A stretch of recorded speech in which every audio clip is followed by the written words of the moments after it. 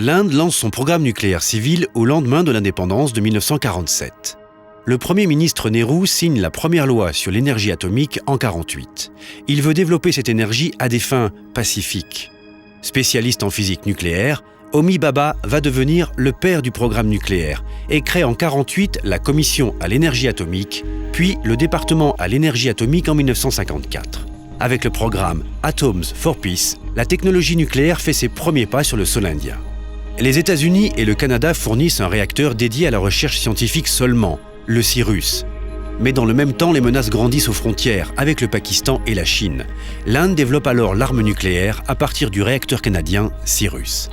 1974, le premier essai nucléaire explose à Pokhran, nom de code Smiling Buddha. La réponse arrive vite, les multinationales occidentales se regroupent et forment le NSG, groupe des fournisseurs nucléaires. Le test indien prouve que les technologies nucléaires peuvent être détournées à des fins militaires. Le NSG prône la non-prolifération en contrôlant le marché international. L'Inde se défend. L'explosion de Pokhran est pacifique. Mais cet essai est le point de départ d'un embargo international de 34 ans. Le pays n'a jamais voulu signer le traité de non-prolifération, contrairement aux 174 pays membres, et refuse toute inspection de l'AIEA.